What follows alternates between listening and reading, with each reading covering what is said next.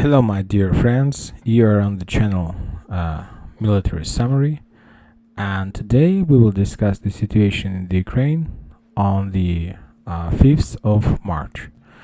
And we will start from the south. And the first city we will take a look at is Odessa.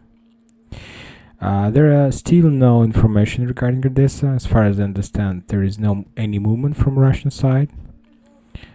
No attack on the beaches we were speaking about in the previous video. So this city is still is living in peace. No attack. Nothing is there. Let's go a little bit to the north, and now we are in the Mykolaiv city. This region is very important for the Russian forces. As far as you can see, there is gray dots here, and this is the territory where the biggest battles are. Russian forces try to control Mykolaiv city. Also, they try to take control over Voznesensk and the city Novobur. This road is very important because there are few roads which connect Odessa with the big land. One road goes from Odessa to Mykolaiv, and there is a very important bridge there. And this bridge is very important for Russian forces to drop troops and the military from this side of this river to this, and this is very important because, as far as you see, this river is very wide, has a very big width, and it's very difficult to drop forces from this beach to this beach using the river. And of course, it's much more easier when you have some bridge under your control. So there are two bridges that connects this land, the land which is very close to the Russian big land, we will call it like this, and the Ukrainian big land. Okay. And one bridge goes through Mykolaiv, and Mykolaiv is under the Ukrainian control, and the Russians don't want to go into the city because it will be very difficult. It's very easy to protect such city because, as far as you see, there is only one way to strike the city from the west side of the city is under big protection. Under river protection is something like natural defense. Okay, and the second place where you can go through the second bridge where you can get into this land, into Odessa land, we will call it like this, is the city Voznesensk. There is another bridge, and if you go, of course, there you can get here. There are more roads you can get into Odessa, but all these bridges, all these roads go north and north, so it's not very easy to for example, to capture get the city like Peromaisk or something like this. If you have your main forces very far in the south, it's not very good. So Russians, they need some bridge, some place to pass this river, not very far from their big land, from their Russian. We will call it like Russian land. Okay.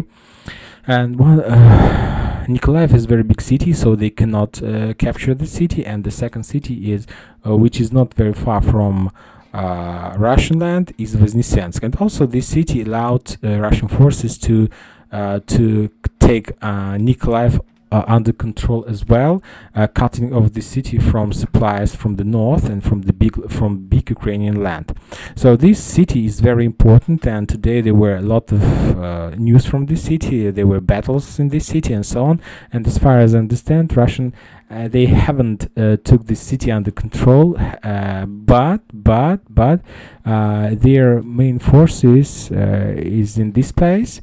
And as far as I know, they have built some like bridge. It's like a military bridge, how could you call it? And they captured this city as well on the other side of the bridge, and it's like something like their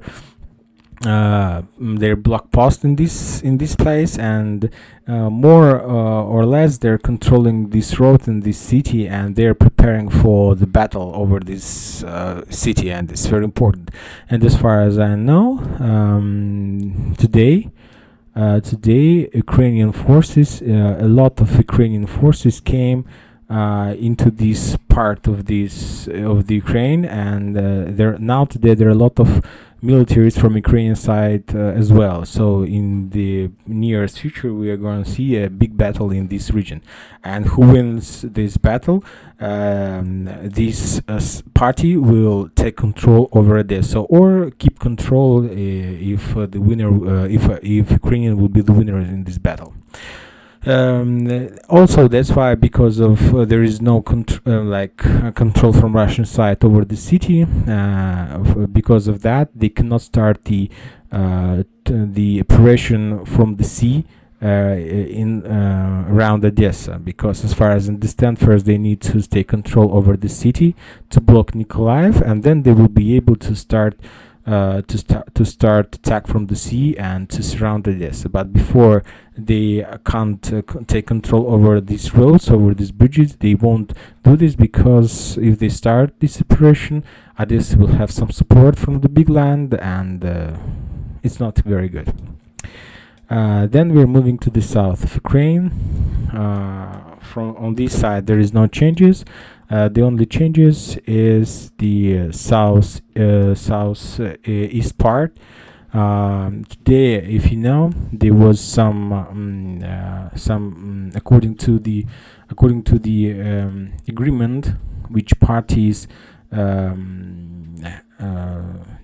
did yesterday for Ukrainian and Russian side. They agreed to stop fire in this region and to allow to people from Mariupol and the Volnovakha city to leave this place just for civilians. They gave a green road for them, so they was able to leave the city. If you see this line, I'm showing you this right now. This is the road from Mariupol for civilians to leave this hot place, this boiler. There are a lot of Ukrainian army troops there, big Ukrainian army there, and the fighting there are very strong and difficult. And civilians should have left the city with this road. But as far as I know, at least the Ministry of Defense of Russian Federation today told that when at 10 a.m. in the morning, when the evacuation was planned, the Ukrainian troops started to attack the civilians and started to attack the Russian forces. So the civilians couldn't leave the city, and they stayed there. So nobody left the city, and today all the civilians in the Mariupol are, we can call them like a shield, like live shield. So, and that's it. After that, as far as you know, there was an order from Putin. He told that at 6 p.m. they started the attack, and they gave like a green unfired period of time from 10 a.m. till 6 p.m. But nobody from civilians left the city, and at 6 p.m. they started their military things from the very beginning, and they start to push the Mariupol and on the other directions. In Volnovakha is one of the most important places in the south of Donbass region. The Russian forces continue to clean this city up, and today in this city, one of the Russian heroes was killed. His name is Voha. a lot of news about him. It's this guy. He was the head of the Sparta battalion in Ukraine. Yes, he was the head of the Sparta battalion. It's the legendary battalion from the Donbass side, and today he was killed. So it's not very good news for them. Let's go a little bit north. No changes on the in this region. Donetsk and Donetsk is under siege today. Also, were a few news that Ukrainian forces from this side started to attack Donetsk with the powerful artillery. They deal some damage to the city. There were no news about killed or something like this, but it wasn't very good news, of course, because big city was under attack of artillery, so it's not very good. Let's go to the north, and on the north side you see that small villages came under Russian control, and they tried to clean their front line. And they are preparing to, if you see, they are preparing to close this, to catch this army into the big boiler. They will try to attack from this side to the city Pavlograd. It's obviously, and from the north side, from the south side, they're planning to go to the city as well. Maybe they will not go exactly to Pavlograd, but for example, they will take Vasilkovo, they will take Pavlograd, Vasilkovo, and all roads will be under control, and this big army will get into boiler. Okay. Now we are moving to Kharkiv. No news from the Kharkiv. The Russian forces stopped to attack, stop their special operation in Kharkiv. That gives possibility to civilians to leave the city, and there was a lot of news, that you can saw in open source, and I hope you saw that a lot of people left the city. There was a lot of big traffic in.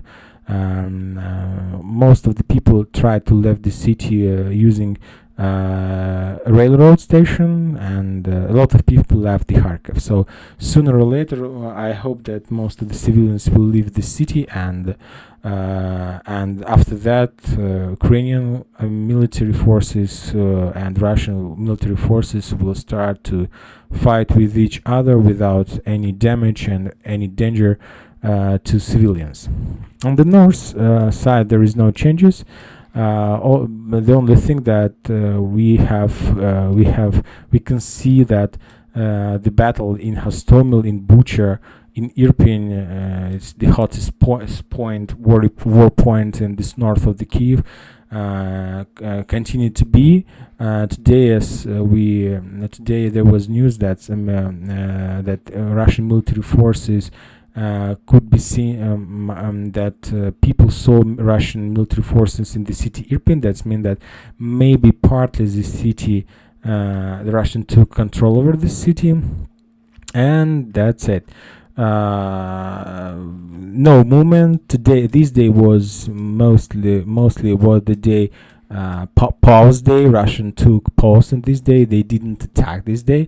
They gave opportunity to Ukrainian forces, to Ukrainian civilians who doesn't want to stay in the cities that are under siege. It's Kyiv, Kharkiv, Mariupol, to leave this city and just to leave the city. But as far as I know, they couldn't do this, and so we'll see what's going to be next.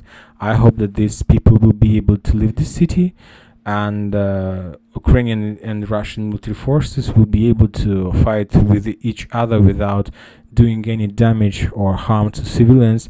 Of course, I hope that this war will be finished as soon as possible, and everything will be okay. So see you soon. Tomorrow we will discuss the situation in the Ukraine on the 6th of March. Thank you.